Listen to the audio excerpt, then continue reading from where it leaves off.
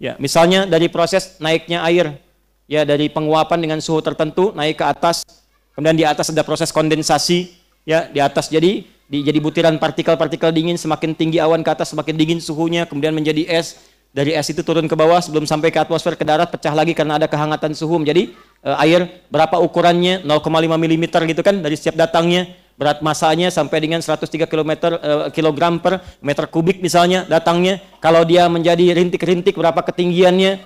Kalau dia menjadi asam di situ ada apa? Ya, misalnya ada sulfur dioksida dengan nitrogen oksida berkumpul jadi satu. Kapan itu terjadi? Nanti disambung lagi dengan sulfur yang ada di Gunung Merapi misalnya, dengan fosil yang terbakar naik ke atas, bagaimana turun curah hujan dan kualitasnya. Itu ada.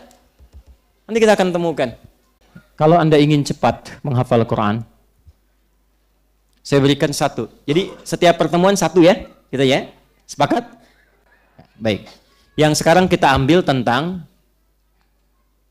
bagaimana mengatasi keterlambatan dalam hafalan. Pernah merasakan ini enggak? Belum saya sampaikan, bagaimana bisa pernah? Ya sudah, karena sudah tahu semuanya, saya tutup saja. Pernah merasakan ini enggak? Ya. Waktu menghafal orang lain cepat, ini kok saya satu ayat lama gitu, ya kan? Padahal udah diulang-ulang gitu kan? Ulang. Orang lain 10 menit hafal, saya sehari belum hafal gitu. Bukan saya, ada yang belum hafal gitu kan sehari. Ada pernah begitu?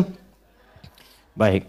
Tapi yang menarik ada yang sehari, semalam Dr. Daul punya saudaranya, itu satu hari Ali Imran hafal dalam sehari.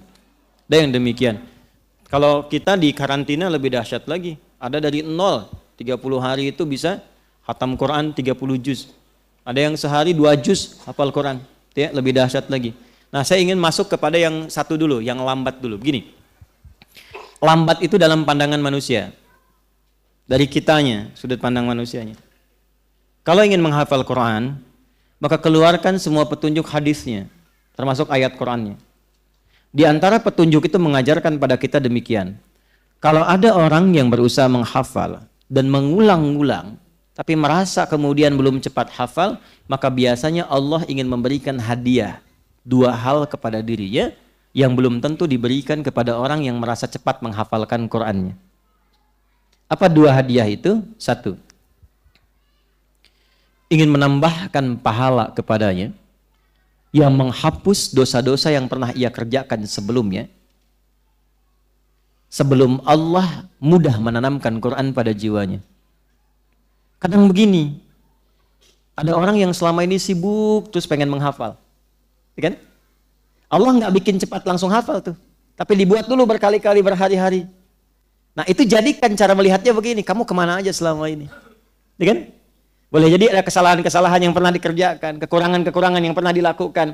Nah masih ingat bukankah 1 hurufnya 10 kebaikan? Kalau orang baca Dzalikal kitabu la raiba fihi hudal lil muttaqin, sekali baca hafal selesai, cuman dapat sekian huruf kalikan. Tapi bagi Anda yang mengulang dzalikal kitabu dzalikal kitabu dzalikal kitabu, berapa banyak pahalanya?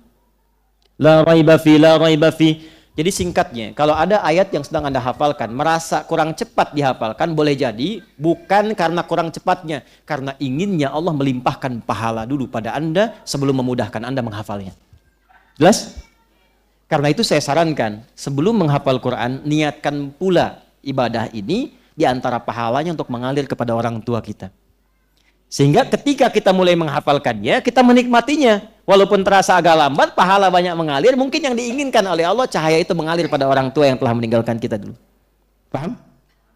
2, Allah menginginkan kita lebih kuat mendapatkan ayat yang dihafalkan itu, bukan sekedar hafal sesaat dan berikutnya hilang.